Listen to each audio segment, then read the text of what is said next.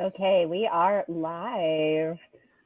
I'll give it a second just in case it's giving you an ad for something. Just give it a hot second to catch up. So, hello everybody. Thank you so much for coming to the live show. Hi, hello. And we are the Blades and Bodice Rippers Book Club, in case you're new here. And we read books together, and we alternate months. Well, we're doing it quarterly, so this whole quarter was mine. And this quarter we read A Lady's Guide to Mischief and Mayhem by Manda. And I kind of wish I had dug out my copy because I'm the only one that has a different cover. Oh, really? Do you want to go digging? I don't. There's a lot of books on top of it. No, you're an anthropologist. I was like, aren't you an archaeologist? That's a different thing. Related. Yeah. Anyway, so we all read this book and we're going to discuss it. I'm your lovely host, Amanda, the Naughty Librarian. And let's go around, introduce ourselves and what star rating we got it. So I gave it like 3.25 stars. Hi, I'm Bethany from Beautifully Bookish Bethany. I haven't written my review yet, but I feel like it's like around a 4. Okay. I'm Mara from Books Like Whoa, and I'd give it like a 3. Ups and downs. I'm Lana from Lana's Library, and unsurprisingly, I gave it a 1. Staying on brand. I was thinking about how to because I also read in the beginning of the month, hence why it's at the bottom of my stack why I didn't dig it out. To someone else, I'd ranted about it because I don't want to rant to you guys because I was like, you probably like it.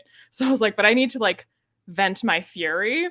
And then it's been a month. So I was like, I just remember being angry. I don't remember what I thought of this. So I had to go find my old messages to what did I say about it? What did I think? So luckily I have refreshed myself on my own opinion. Fair.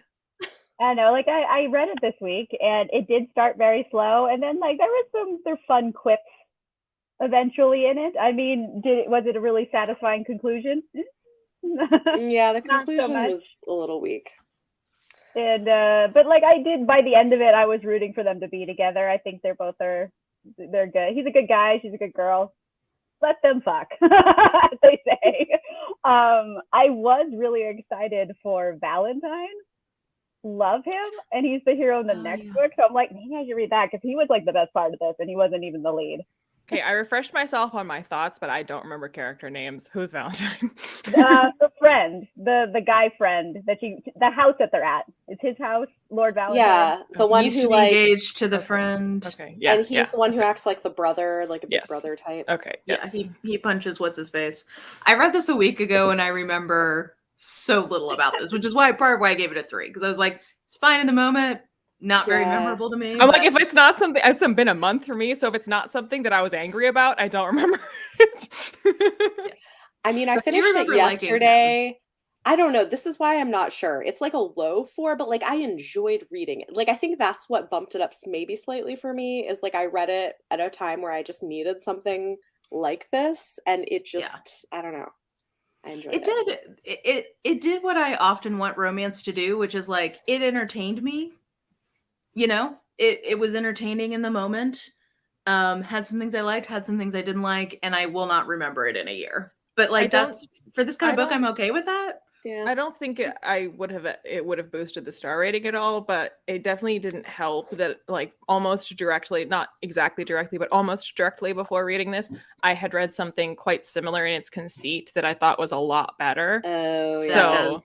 So I mean, I don't think that if I hadn't read that, this would have been more than a 1. I think it still would have been a 1. But didn't help that I was just and I've seen this done. I know this can be done better.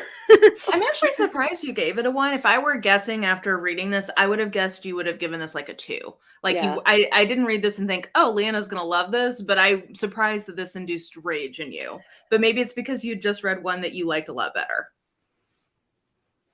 Yeah, I was also talking about this. I did a live show for reading sprints on Monday, and I brought back the bland souffle metaphor that we use for Widow of Rose House. It starts off like a bland souffle, and I was like, oh, we forgot sugar. it rose, but it's not good. And then I'm like, well, maybe we put some sugar in it. Like, it's not the best souffle, but it's passable. You know, now that you're saying that, Amanda, I remember all of you guys felt like they didn't have any chemistry in that book. And Yes. I actually felt more that way about this. Like, I liked the mystery parts of this way better than the romance part, even though I didn't think the mystery was, like, amazing.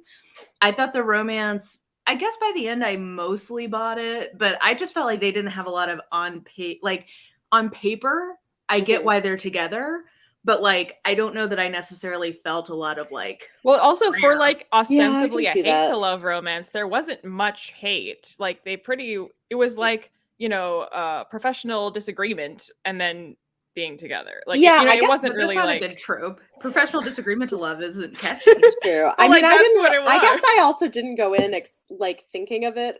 I didn't really read the back recently, so I also didn't go in with expectations of it being a hate to love. I was just kind of like there for what was going to happen.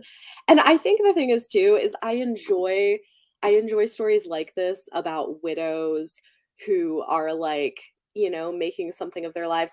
I will say this, like I have mixed feelings about.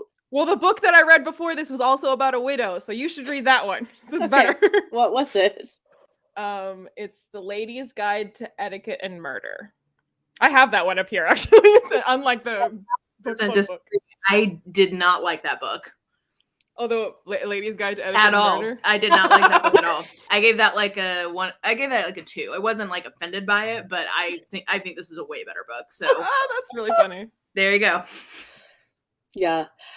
So like the one thing is I always have mixed feelings about when they have like I don't know. So I like the fact that she's like, "Hey, I don't want to get married again because I don't want a man controlling my money and my life." And I'm like, "Valid." And I liked that he was like, "Well, I'll just take your love however I want."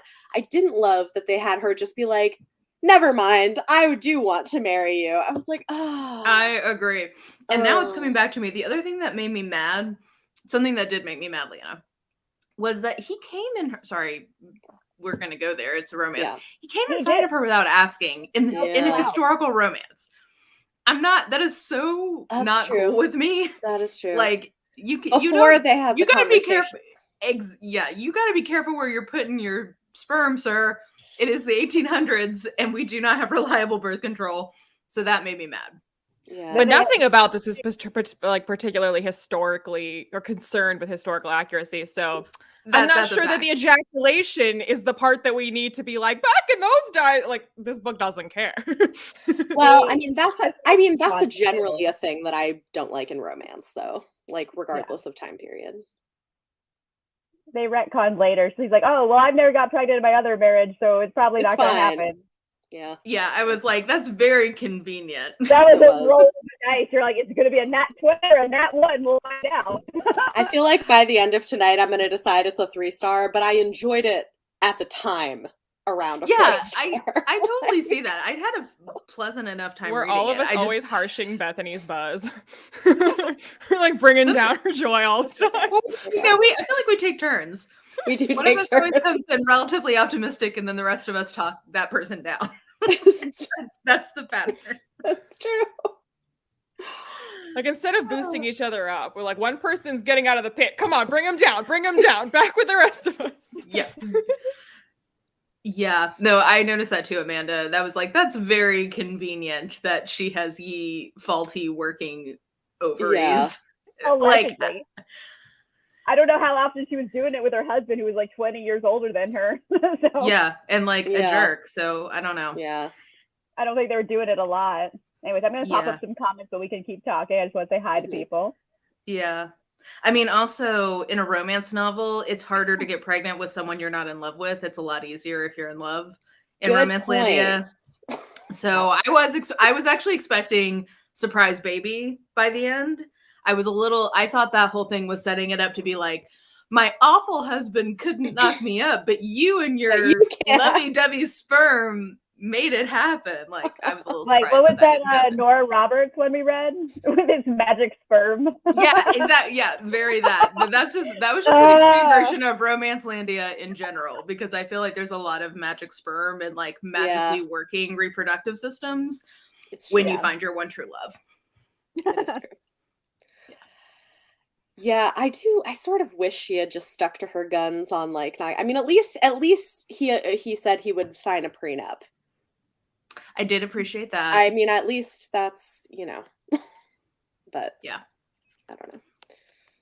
What did you guys think of the mystery components? So, like, I didn't write a review for this, but I wrote more than I normally do, which is nothing. Like, I usually don't write anything about the books I read. I just give it a star rating. So I wrote a sentence for this one, which was, Bridgerton meets Seven, but make it boring. So I think it's a fair assessment. That's not inaccurate. You're not like wrong.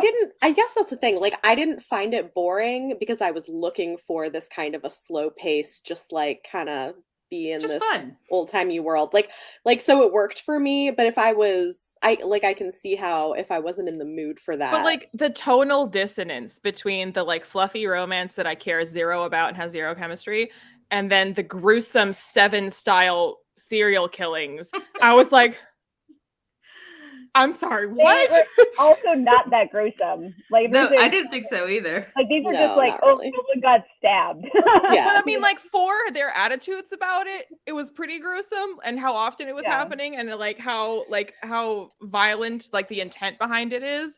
I just like, and the way that this feels sort of like, not like anything like Agatha Christie, but it's that like, oh, it's a cozy murder, and there's romance, but then it's like Seven style serial killings. I was just like, can we be adorable about this? I don't think so. 1000% okay with that. I actually really like that, and I want that tone in this kind of book as opposed to what is labeled a cozy mystery, because those usually get too like cutesy. Like, usually those involve bakeries with like very punny names. They get too Hallmark movie for me.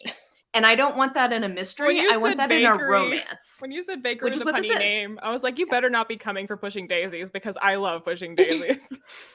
No, that's just like a trope in a cozy mystery. Is like they have a punny coffee shop name or a punny bakery name or a punny bookstore name. Like, that's just a thing. And I have a harder time getting into that with my mystery hat on versus if it's a romance that has those cozy elements. I'm already like going with it. And so it doesn't bother me as much. Yeah, I mean, like, I wouldn't really want a book like this to be gruesome. You know what I mean? Like, that it's just a different book. Then it's like a historical mystery. Yeah. I mean, if the Ripper showed up, it would be a lot to deal with. But that's what I was saying. I felt like this serial killing did seem too gruesome to me for the lightness of this kind of a book. Like, I was like, this, like... I guess I just didn't feel like it was supposed to be taken that seriously. Like, I think when the tone is like this, like, you're just supposed to kind of go with it and not take it that seriously, which is kind of what I did.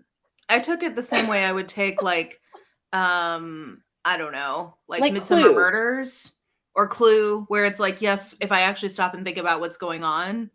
Okay, but so like this it's book bad that I'm being entertained by this. But this book wasn't like funny and campy enough for me to be like, oh, okay, so this is just like ridiculous and fun, because it wasn't fun and it wasn't ridiculous. It was like too serious to be like a fun romp that makes no kind of sense tonally or historically. This is so it was interesting just like to me, Leanna, that really you liked a lady, because that's exactly how I feel about A Lady's Guide to Etiquette and Murder. It's so funny to me because, like, to me, maybe the difference is this so clearly is meant to not be that serious to me. And so I can go with it. Whereas I felt like that book took itself a little too seriously for how good the actual mystery was. So I don't know. It's just interesting to me that you and I had like the same response to different books. I guess it's more to, because I have zero going with itness when it comes to like anachronisms and like historical accuracy. So like, basically, I felt like Lady's Guide was like a less good version of like Pride and Premeditation. Like, it reminded me more of that, where I was like, this, like, yeah, it's taking liberties, but like this feels more like believably to me, like this era that we're in. And then the mystery, I was like, I don't really like how this mystery ended, but like overall, like I thought the tone was fine and the vibe was fine, and like the level of seriousness or not seriousness for what we were doing and who was involved was like right where it should be. So I was like, I gave it like 3 stars, I think, because I was like, this isn't amazing, but I was like, this was fine, and it executed it fine, and I don't have any like problems with it.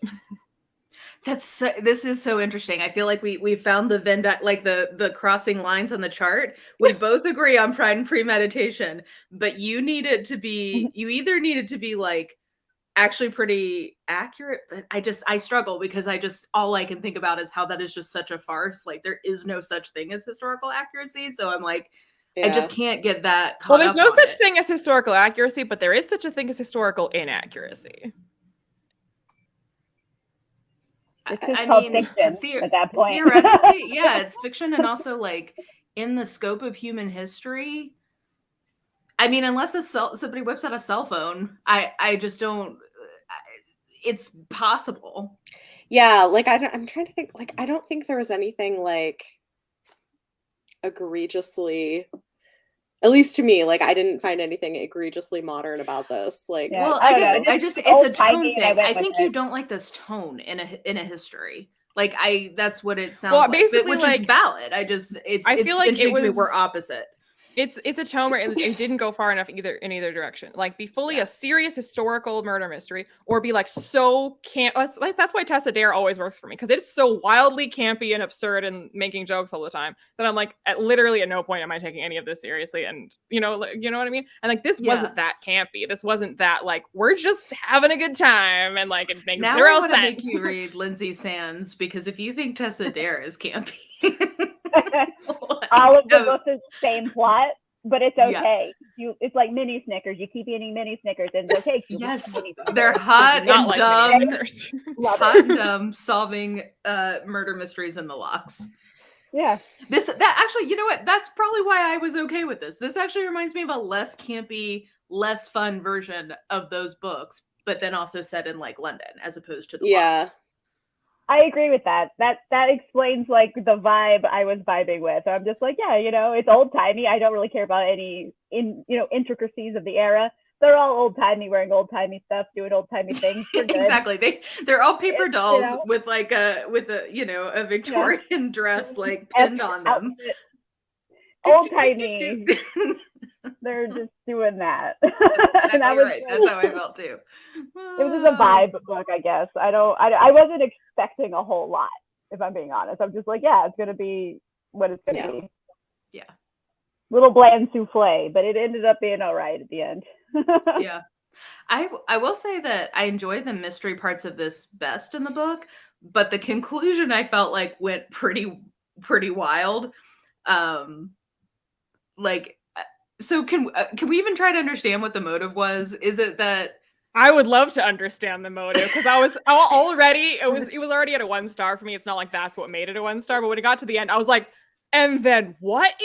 I just I don't care. I'm done with it, like because God is that kind of what it is. So like what I took away from it was that it was that they wanted to like throw religion in their dad's face and somehow thought that he would figure out that they were the ones doing these murders because it was based on the 10 Commandments, which is absurd. But like she has a moment in her head where she's like, this might not be the time to point out that the 10 Commandments is used amongst many religious people, but okay, we're gonna go. It's like she has that thought, which is funny. But I think it was like they were like, you're the worst. We're going to throw all this back in your face by killing people and tying it to your beloved 10 Commandments. Like, I think that was...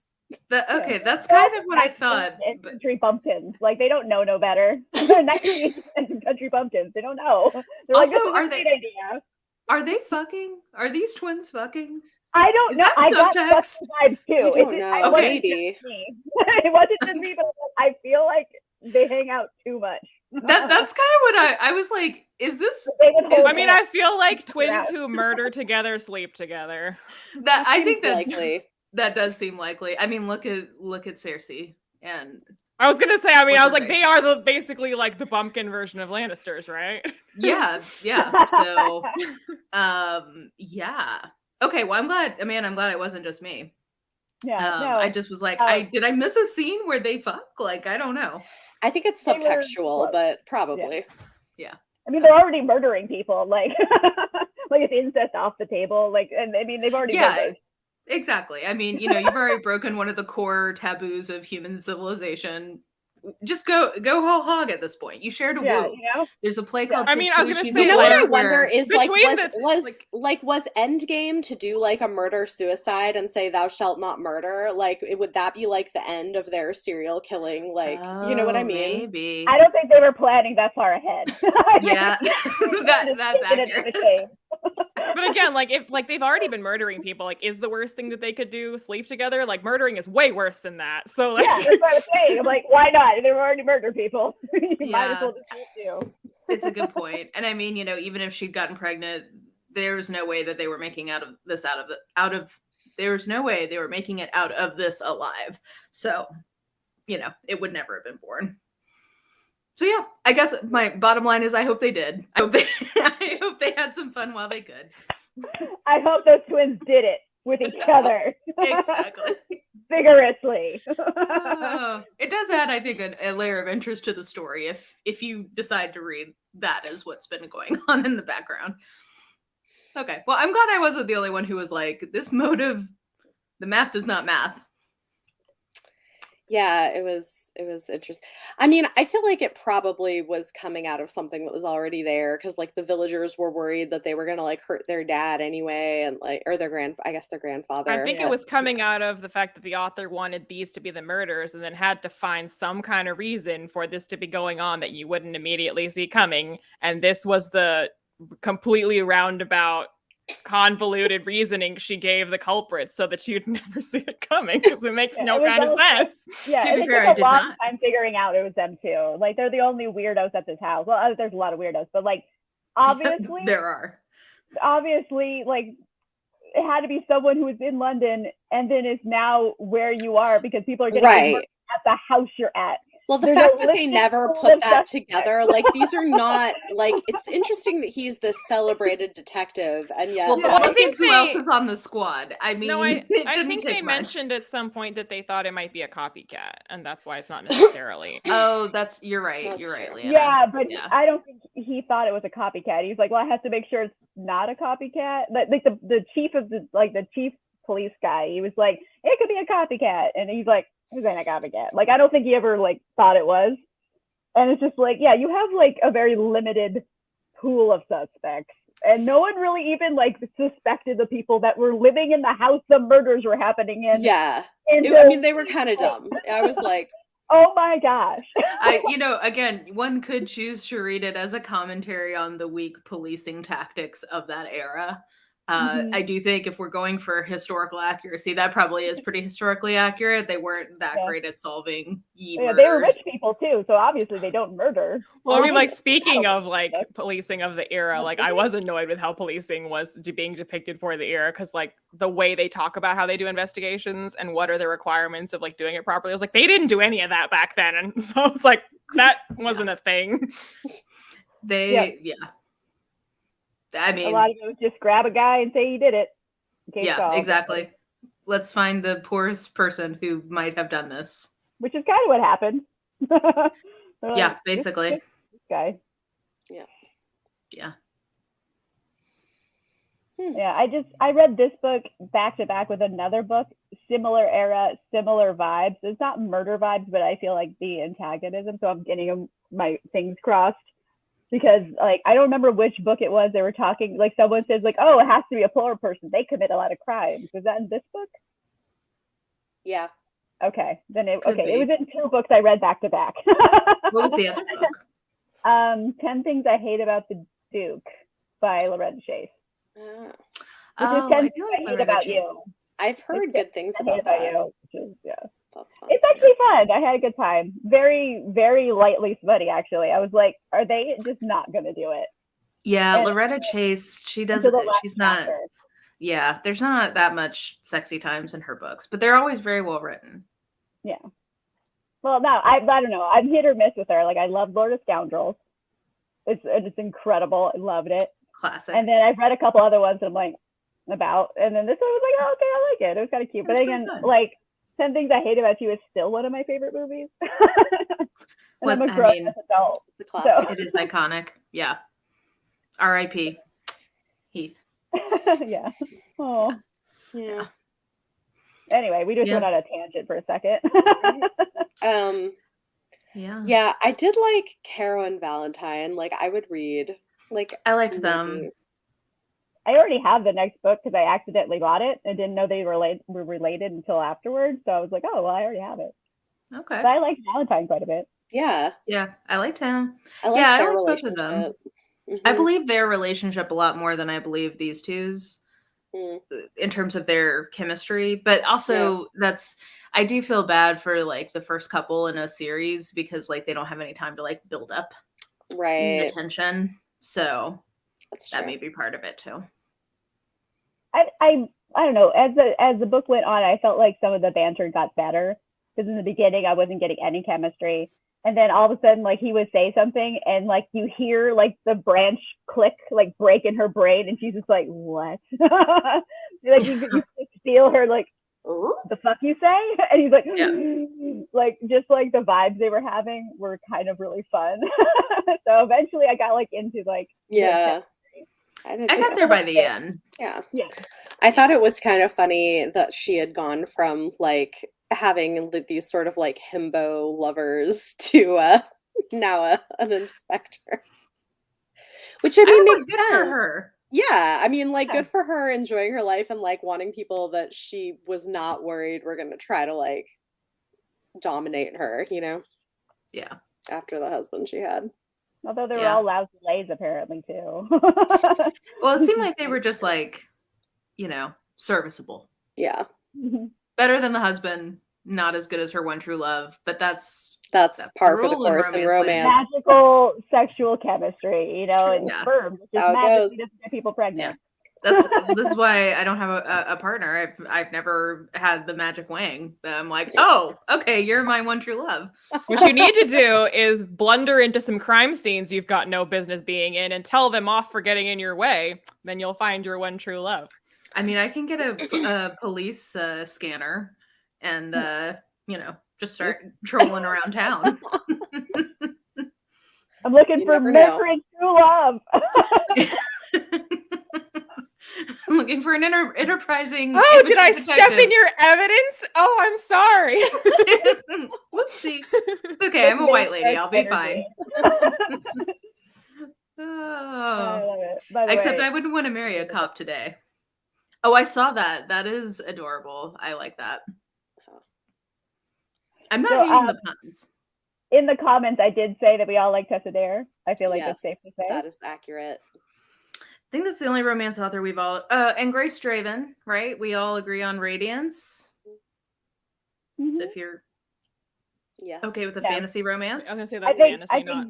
They maybe want to just I don't know, whatever. Yeah, that counts. Grace Draven. She's just fantasy romance, though. I wouldn't say she's like historical romance. No, but this romance. Because I actually thought of Grace Draven because like if we're talking about romance as opposed to fantasy, I always bring up first law for fantasy. But if we're talking about romance, it's always Tessa Dare or Grace Draven. And when you were talking about how expecting like the magic wang to produce the magic baby because like you only get preggers when it's true love, like I don't really like the sequel to Radiance very much. Like I don't think it's bad, but I was like it's really unnecessary. But I was like pleasantly surprised that like they didn't magically conceive a baby because I kind of thought that they might. I thought that was what happened in the second book. No. Oh, color me surprised. Yeah, they get a baby, but it's not like biologically theirs. Yeah, they're two different species. Like I don't think it would work. But I mean, it's a fantasy, so like an author could totally be like, but we somehow like no one's ever actually tried between our species before. We didn't know that we were compatible. Yeah, and it's been a while since. Yeah, exactly. We can try, if nothing else. But it's been a while since I've read that book. But I thought that the whole thing was like the magic came from back in the day when their two species did procreate. Did I misremember that? I don't remember that being part of it. Okay, I may have just been confusing that with a different book. I mean, I've read Radiance a few times.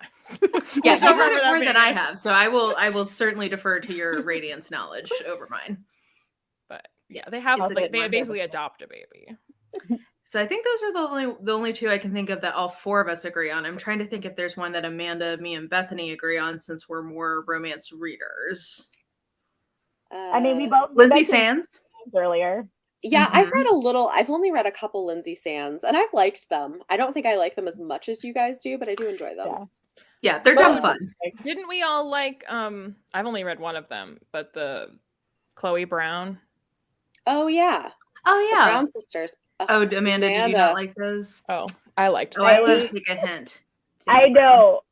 I'm like the only person who didn't like Get a Life, Chloe Brown.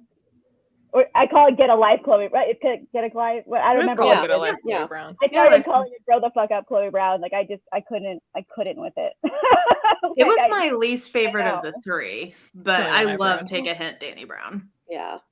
I should try that. I think I have a copy I got like for free, and I should try it, but I haven't done it yet. And it's pretty. Don't we all? For the first one. Yeah. Don't we all like Emily Henry? I have not read Emily Henry. Oh.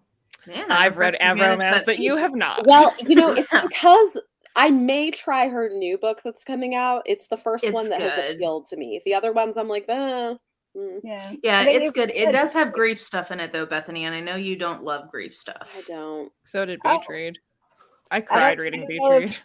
Leanna probably hasn't read Beverly. Leanna doesn't. No, she read one and did not like it. Well. I hated it. But there are other three. I think the rest of us could agree. The rest of us like Beverly Jenkins. Yeah, that one you gave me, I really like. Courtney Milan. Oh yeah, Courtney Milan. Oh no, not Amanda. Okay, we're trying. Jane Austen. Do we all like Jane Austen? Yes, Jane Austen. Except for Jane Austen. There we go. Just go back to Pride and Prejudice. Just go there. It's not Elizabeth Gaskell. It's not in a Jane Austen novel, but I don't know if you guys ever saw the adaptation, Miss Austen Regrets. It's about like sort of like the end of Jane Austen's life. It was like one of those BBC masterpiece theater kind of things. And she's like her niece, is like about to get engaged, and she's like really young and sweet. And actually, this was an older. It was done a few years ago, and Hiddles is actually like the guy that the niece is getting engaged to before he was like a big name. He was just like a British actor that's like in a British miniseries. So anyway, the niece is like really young and like smitten with him, and she's like worried what Aunt Jane will think about him, and like is nervous that she like won't like him. And she's like, like, what are you worried about? He seems fine. She's like, well, he's not like Mr. Darcy. And Jane Austen is like, if you want to find a man like Mr. Darcy, you have to make him up. That's exact. Wow. Speaking of random people and things on the BBC before they were famous, I was watching Midsummer Murders, and I got to see naked Orlando Bloom, like before Lord of the Rings. Wow. Like how naked? Sorry. Well, it's the BBC. I'm not going to get to see full dong, but I got to see a lot more on BBC than they show in America. So maybe that's true. I got to see naked Orlando Bloom butt. Okay. Not as good as dong, but about as good as I could expect. Why have I not known? I like that this was your.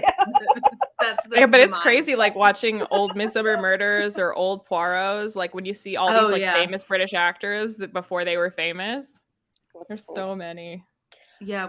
Olivia Dade. I mean, I love her, but I don't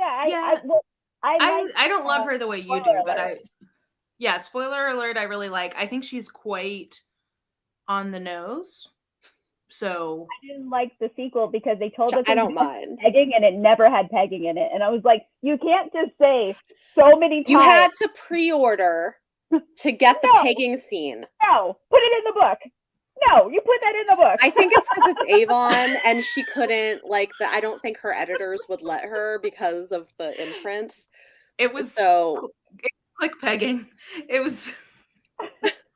But if you pre-ordered it, you got an email with the scene. I know. I think it's because it was Avon. I don't think they would let her. Yeah, that's true. I mean, Avon. I don't see them being into the. But still, I feel you, Amanda. That's a fair critique. You can't talk about it that much. It's like a Chekhov's gun, but it's Chekhov's strap on. Chekhov's dildo. I mean, it's just you know what does actually have pegging in it though. Is one of Adriana Herrera's books with HQN, like one of the Harlequin lions. Oh. It has a. I think I may have read that. I read a short story with pegging in it upon the recommendation of Sarah McLean. Yeah. Okay, it's not a short. It was like hate pegging, which I kind of liked. Zini by Rebecca Weatherspoon.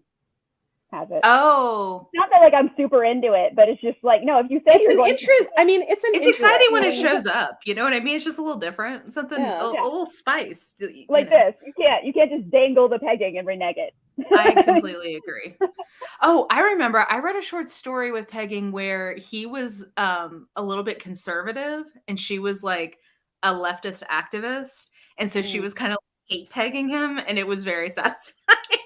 Interesting.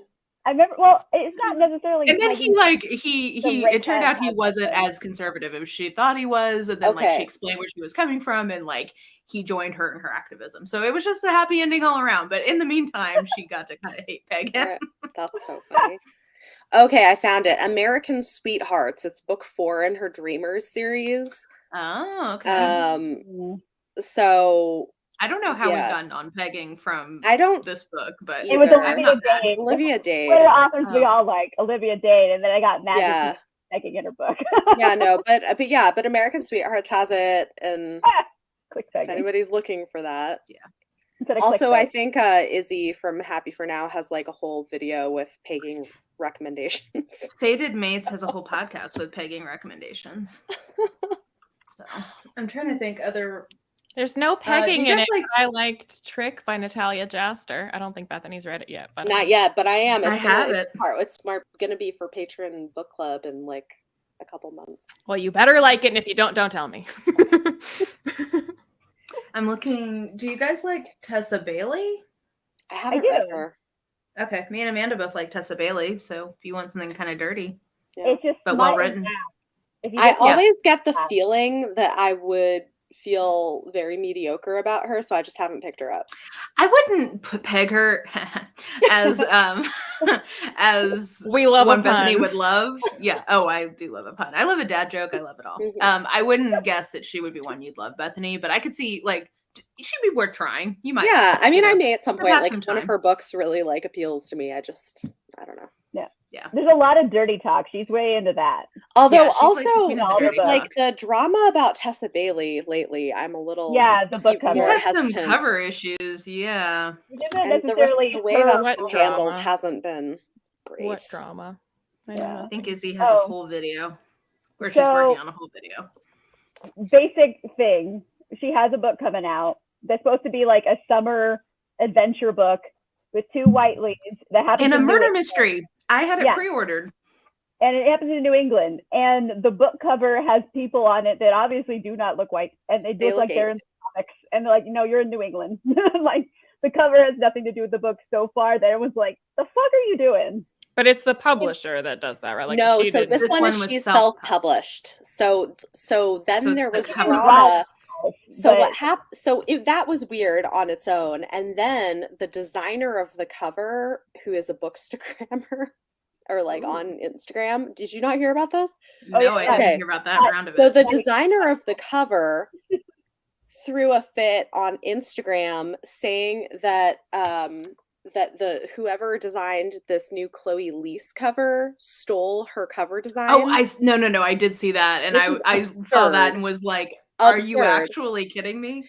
That would be like being like, hey, Loretta Chase and Eloisa James, you guys are stealing each other's covers. It's like, this is literally how all of these covers look. I don't understand. So bizarre. So, okay, but then, yes, they did, Marina, they did change the cover, but the next cover is equally as bad. It's still bad, and they had to change it a third time. Okay. Oh, really? I haven't seen a third version yet. So because people were like, hey, the tattoo on this guy's arm is like a tribal Maori tattoo. And he's that's what I saw. To be white. So now it's this like awful tattoo with like a skull. It's so bad. That does feel more white, to be fair. On behalf of my people. Like the barbed wire armband. Yeah. But like they still look darker or like a mermaid too. Like they don't look even their skin tone. Anyway, it's a mess. I get a little iffy about people like race guessing on cartoons. Yeah. Because I'm just like, human skin and nationality is a very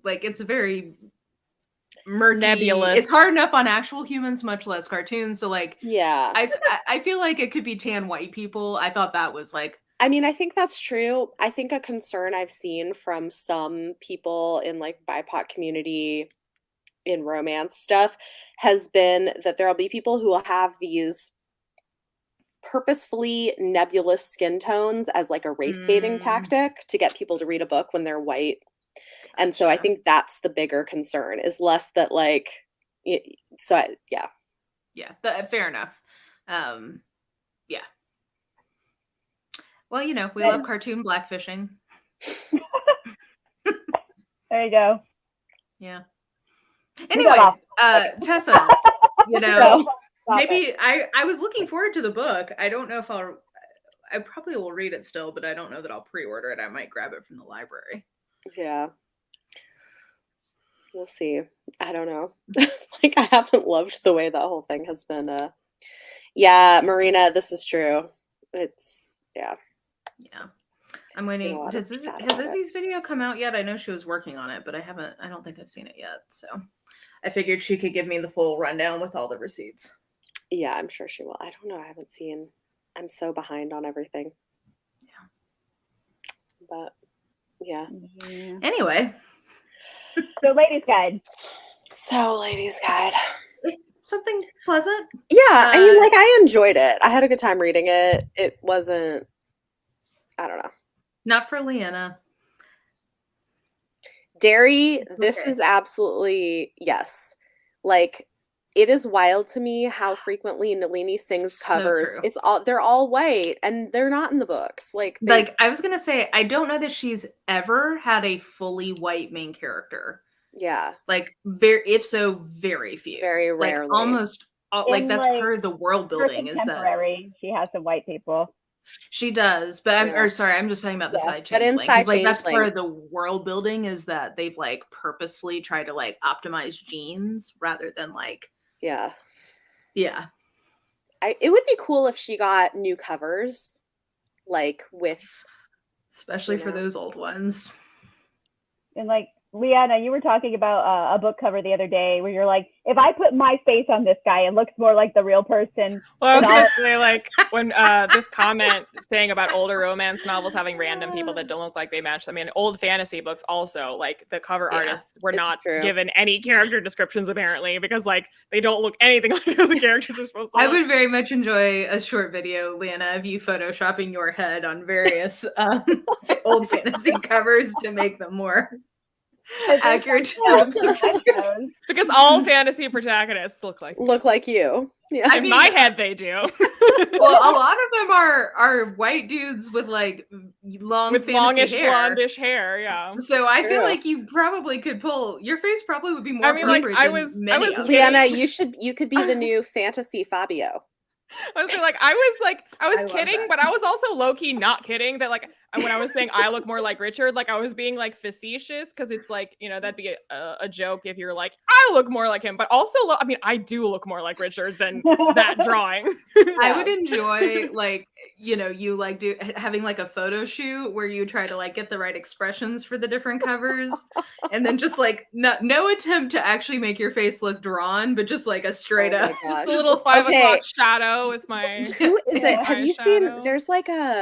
There's a booktuber who did a video where she did photo shoots, like creating her own historical romance covers with her as the cover model, and it's really interesting and hilarious. Like, that would be such a great video, Leanna, if you like tried to recreate like.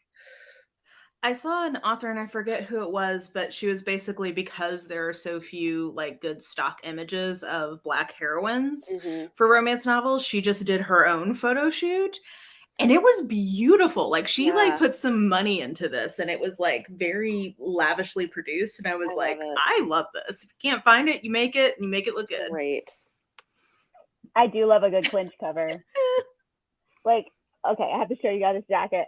Mind you, I went to Y'all West today, which is a YA book festival. She's wearing this jacket.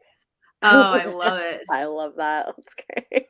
But think of the children. But yeah.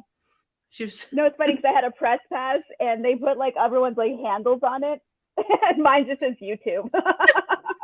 They didn't write Naughty Librarian. I was YouTube. like, oh wow. Oh my I get it. Fair. You are the platform. That's so funny. Oh my gosh. Oh man. Well, our July pick I know is who mine. you're talking.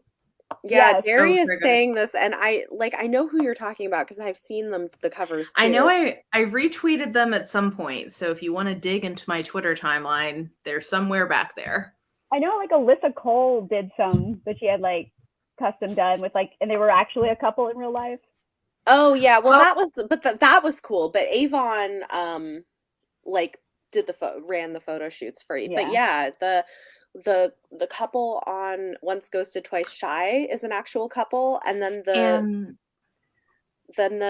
girls on her like what is it? Is it the sequel to How to Find a Princess? Yeah, that one. Are they a couple? They're best friends. Oh, that's so cute.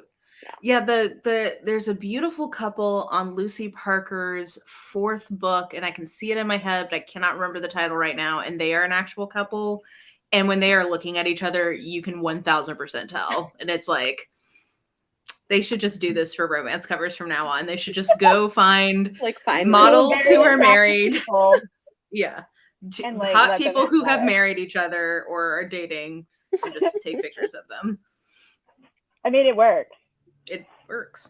It should just always be John Legend and Chrissy Teigen. I mean, they are hot people who are in love with each other. I loved all the discourse about like how as soon as the song, what is it, All of Me, is that what it's called, like the name of the song, that you're like, so every man now, just like that's the level, you're like, no one can beat that. That is like one of the most romantic songs of all time. It really is. I love that song. And then you are John Legend singing it, you're just like, yeah, exactly. I quit. Headliners. Yes, that was the name of the book. Headliners. Yeah, that's hot cool. People. I don't think I knew that. That's cool. Yeah, they're really cute. Apparently they have like a cat together. Lucy Parker was like tweeting pictures. It was very cute. Well, the July pick is my pick. And I am taking us to a place that we have not gone yet as a book club. And that is to erotica. A place that some of us have not gone to at all, ever. More specifically, speculative erotica. One might even say monster erotica. The talk of TikTok of 2021. Morning Glory Milking Farm. I love that you have the I've never seen the cover before. This is my first time seeing the cover. It's just it's erotica, and the cover is a lot worse than I thought. The cover tells you a story. I actually think the cover is pretty hilarious, which is why I got it. It's kind of funny. Because like you can see the shadow. Yep. I see. We all know what the milk is. No one's surprised. Yes.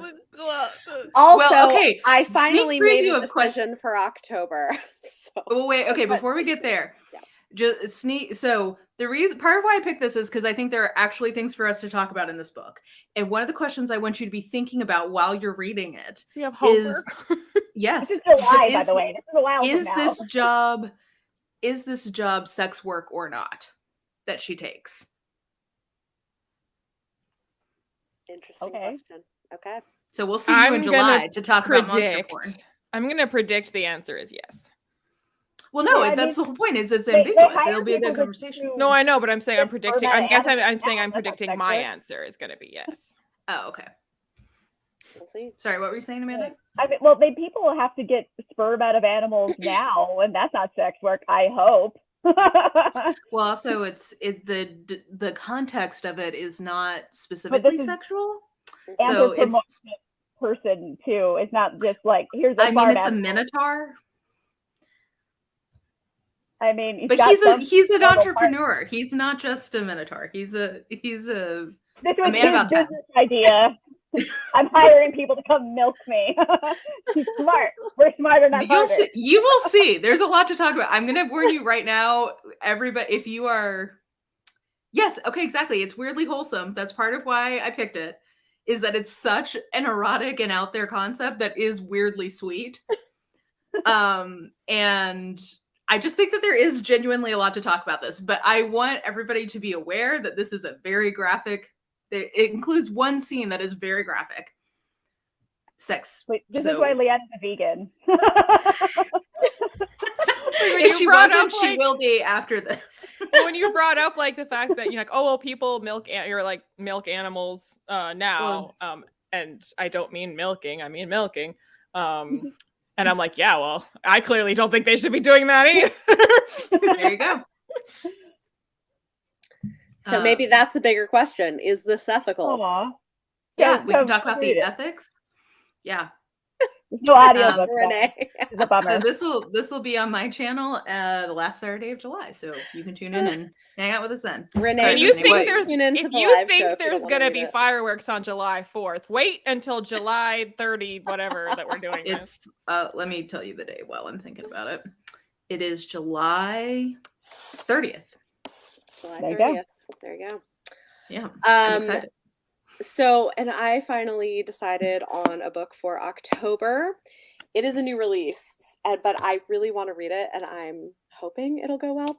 So I want to do The Hacienda by Isabel Cañas, which is a month club pick for May. So it's about to come out. And it's like a, they're saying it's like Rebecca meets Mexican Gothic. So it's like a,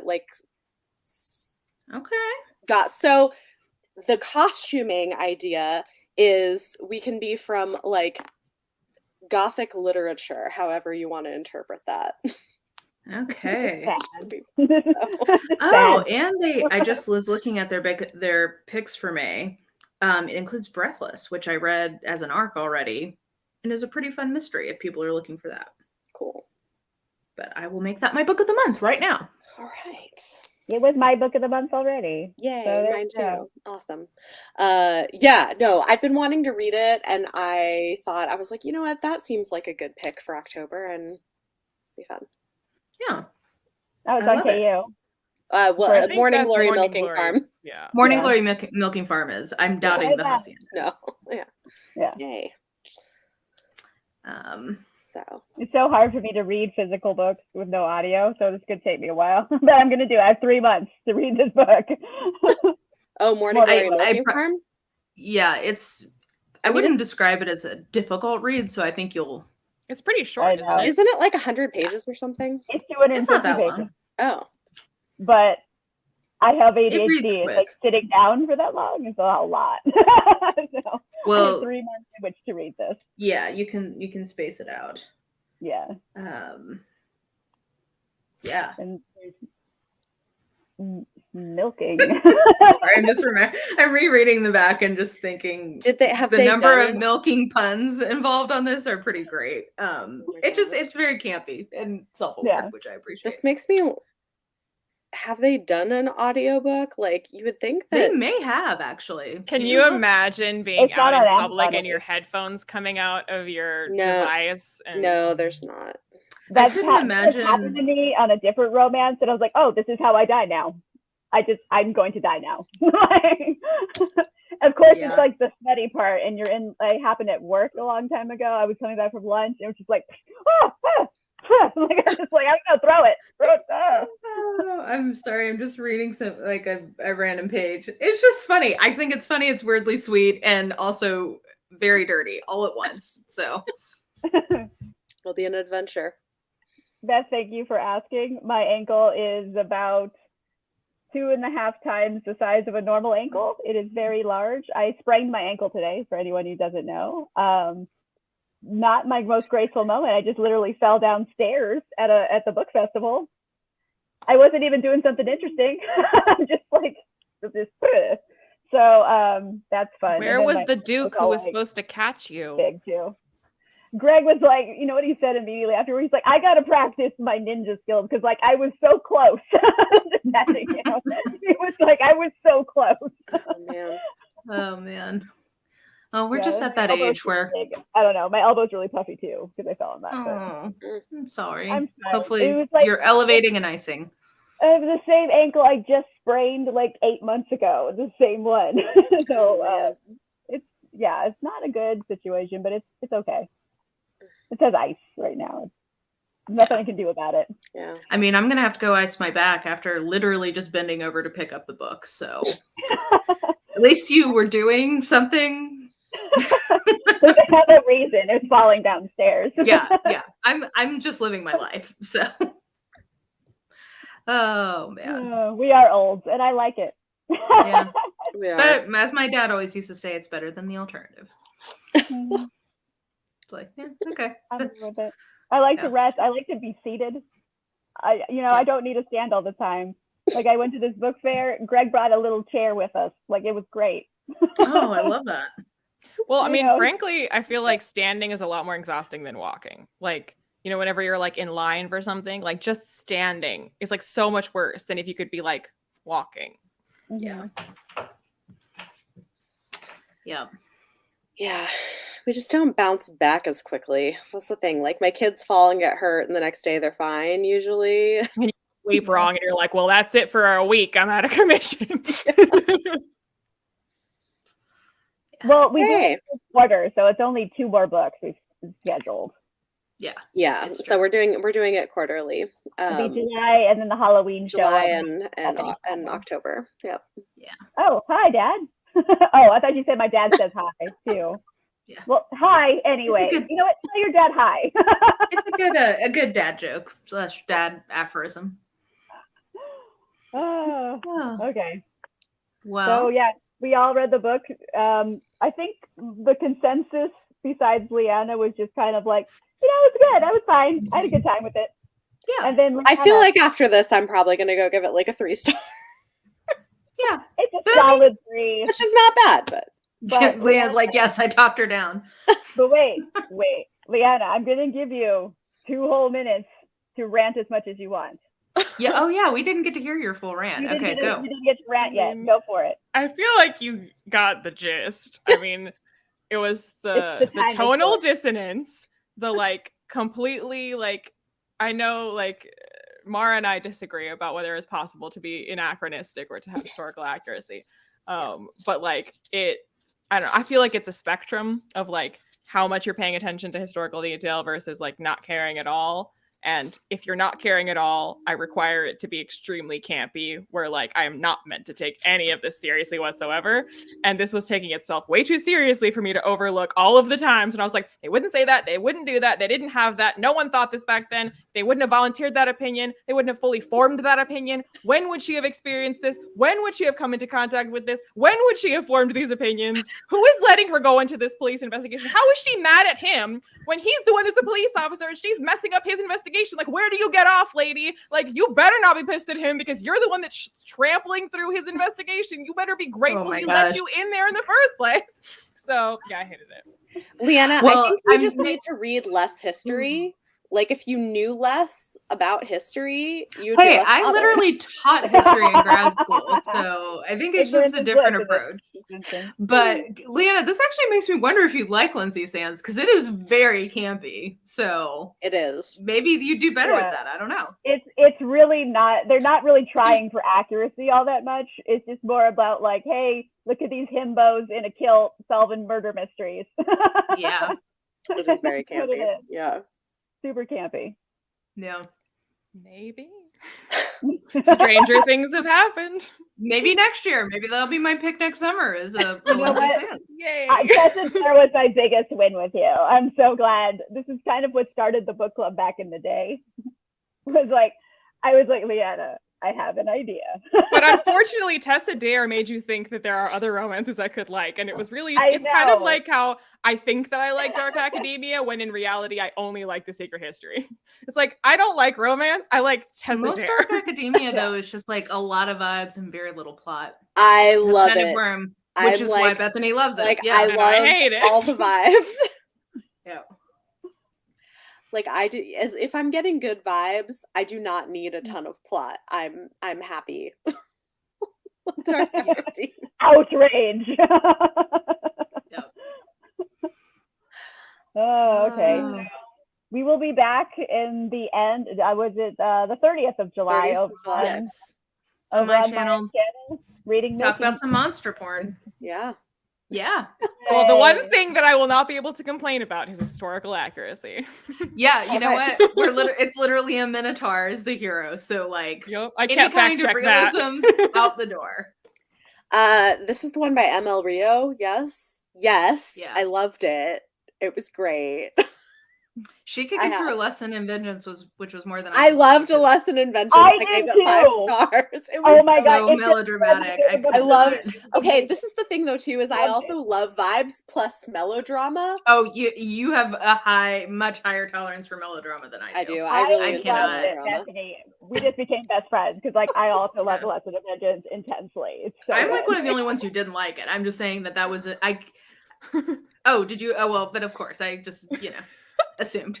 There were people who didn't like it. I just loved it. Like, it is very melodramatic. I was there for it. It was great. I read every sentence and then I walked in the door and saw her there. Dun dun dun! Like that was every sentence. But if it was an adaptation of it that was done in that extreme way, I could enjoy watching it. I could 100% watch. The writing itself is what I. You know what? I do wonder sometimes if it's because I was a very melodramatic teenager. I mean, I was a melodramatic teen. I think I'm just too old for it. I just I don't know. Like I don't know. Like I'm not so much. You're younger at heart than I am. Maybe that's it. I've held on to my youth a little bit. Yeah, a little bit close. I'm too old and cynical. I'm gonna say this, Bethany. I think a good reason why we both really like Lesson in Vengeance, because we both like Sarah Faring. Yes. So I feel like it's very yeah. People either love her, people love her, hate her. I love her too. I love her intensely. So it has Sarah Faring vibes. It does. You're right. It does. It does. It does. That is true. Yeah. What has Sarah Faring written? I don't think I've. A Lesson in Vengeance. Oh, she wrote The 10th Girl and White Fox. Yeah, 10th Girl. I liked the writing, but I did not like the book. I loved the book. I remember. That was one of her first favorites. It was. That's true. Loved it. Yeah. Yep. Renee, I'm a traumatic adult. That's great. Well, and Beth says there are reasons I follow all 4 of you. It's true. With our powers combined, we have a little something for everyone. So. Yay. That's true. Yeah. That's so funny. All right. Final thoughts? It was fine. It was not fine. It was fun. I recommend it if you're looking for a pleasant way to pass an evening and never think about it again. If you don't need things to be super historically accurate. I feel like my role in this book club is like when either The Daily Show invites Bill O'Reilly or when Fox News invites Jon Stewart to be like the opposition voice.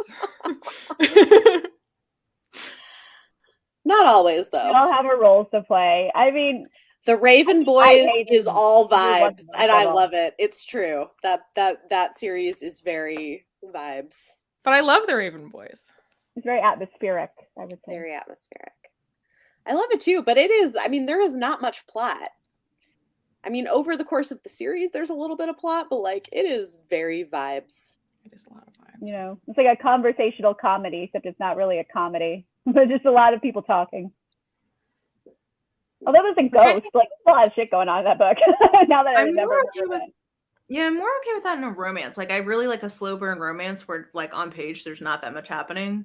Mm-hmm. But if it's I mean like as a mystery or fantasy, I want a little bit more. Well, if it gets, I mean, I have given Maggie Stiefvater like the highest accolade that I can give, which is that I think her writing is very Gaiman-esque, and he's often very like, it's unexplainable, magical, speculative vibes that you're like, what's happening? Something's happening. No one understands what's happening. Yeah. There you go. There you go. All right, everybody. I think we'll start wrapping it up. Mm-hmm. I got to go put my leg up higher. I feel like it's swelling. Okay. But yes, July 30th, we will be back. We will be reading monster porn over on Mara's channel. Come hang out with us. It'll be fun. Adults Can you imagine doing readings? Can you imagine doing reading sprints where we're all reading that book? Now we need to do that. I hope part of why on Mondays. Who wants to come on and read it monster porn with me? I'm down. Yeah, exactly. I mean, part of why I picked this is because I low-key hope Leanna does vlog this because I would be very interested in her real-time reactions. It would be very entertaining. We'll see. I don't know that any of you will like it. But I think we'll have a good conversation. It'll be. Yeah, conversation will be had. At the very least. I'm okay with reading things for conversational purposes. I'm actually about to, because Izzy and I decided we're gonna do a clickbaity, not clickbait really, but like a podcast episode that will. I was gonna say, like, I would probably never veto anything because like everyone understands that like I'm allowed to hate this and that you have chosen it knowing that I'm probably going to hate this. So like if it was like I have to be nice and have to be like, it wasn't for me, I can see I'd be like, I'm not. I wonder if weirdly like you will have more respect for this kind of book versus this one, because like it's a big swing. Even it's if really you going think for it's it. It's really going for it. It is committed to what it is doing. I do tend to, I mean, that's kind of what I say oftentimes about Riverdale, about how like it knows exactly what show it is. It is extremely self-aware about how absurd it is. And it reminds you of its own absurdity on purpose all of the time. And like, I respect the hell out of that. So there you go. Anyway, preview of coming attractions. Tune in July for us to talk about copious amounts of fluid. On that note. All right, guys. Thank you guys so much for coming and hanging out with us. It's always a treat and a pleasure to have all of you join us. It's the best part. Besides, everyone, all of our friendship of being here and talking to each other. I always love talking to everyone who's watching as well. So yeah, we'll see you guys in July over on Mara's channel. Bye. Bye.